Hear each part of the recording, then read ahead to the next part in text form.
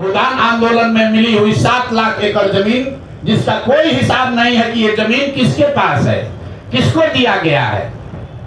25 लाख एकड़ जमीन जो सरकारी रिकॉर्ड के हिसाब से उपलब्ध है गरीबों को बांटे जाने के लिए, किसी से लेना छीनना नहीं है।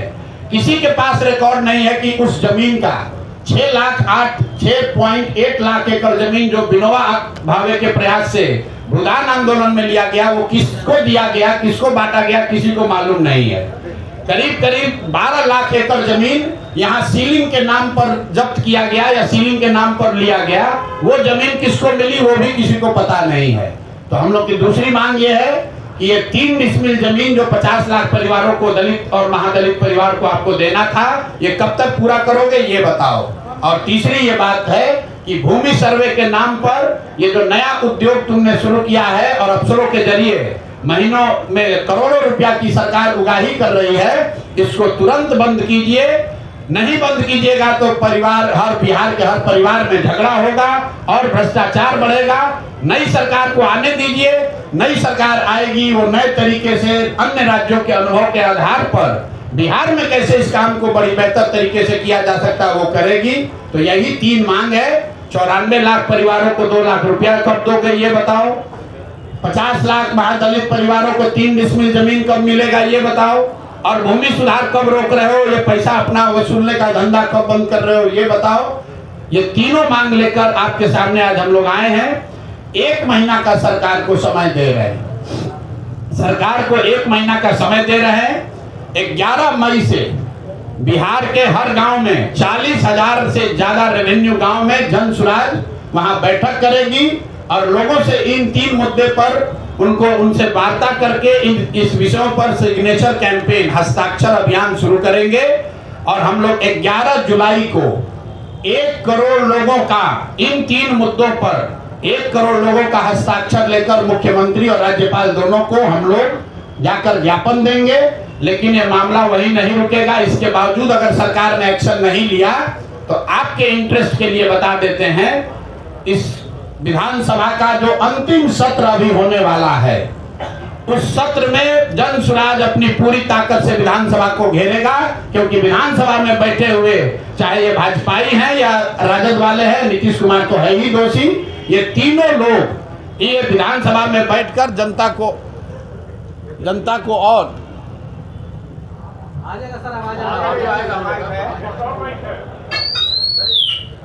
जनता को और आगे बेवकूफ़ न बना पाएं, इसके लिए हम लोग विधानसभा का जब सत्र शुरू होगा तो इन विधानसभा का हम लोग घेराव करेंगे, प्रदर्शन करेंगे, वहीं धरने पर बैठेंगे।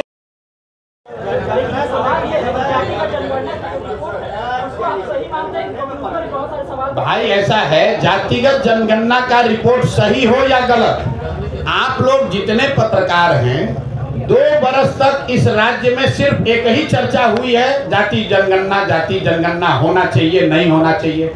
हमने कहा भाई होना चाहिए, कर लो। लेकिन करने के बाद जिन्होंने कराया, आपका हमारा 500 करोड़ रुपया खर्चा कराया, उनमें से मैं दावा कर रहा हूं किसी ने 5 पन्ना भी उसको पढ़ा नहीं।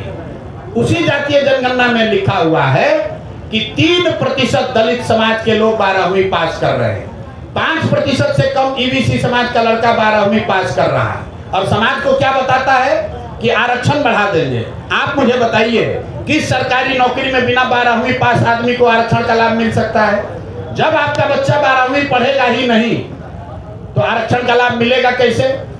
और ये तो 35 साल से कौन सत्ता में बैठा है? अगर ये लोग कह रहे हैं कि इन पर अत्याचार हुआ, हम सामाजिक न्याय के, गरीबों के, वंचितों के, पिछड़ों के मसीहा हैं, तो 35 साल से बिहार में सत्ता में बैठा कौन है? लालू जी और नीतीश जी। तो अगर यहाँ के बच्चे, पिछड़ों के बच्चे, दलितों के बच्चे, मुसलमानों के बच्चे या इवन सवर्ण समाज के बच्चे नहीं पढ़े तो उसका जवाबदेही किसका है?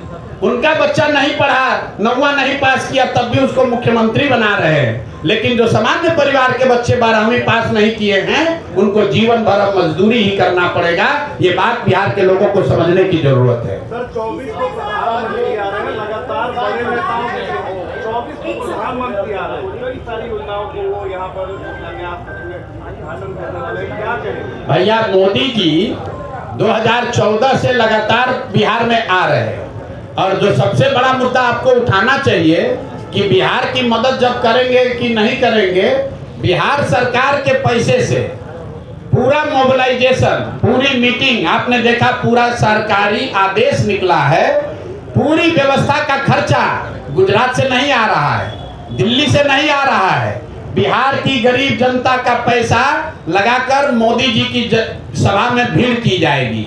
और जहां तक आपने कहा घोषणा करने की, तो मोदी जी 2014 से लगातार घोषणा कर रहे हैं। कई घोषणा तो हम ही ने लिखा है उनका। इसी मोतिहारी में 2014 में उन्होंने कहा कि ये चीनी मिल जब चालू हो जाएगा, इसके चीनी से चाय पिएंगे तभी बिहार में वोट मांगने आएंगे।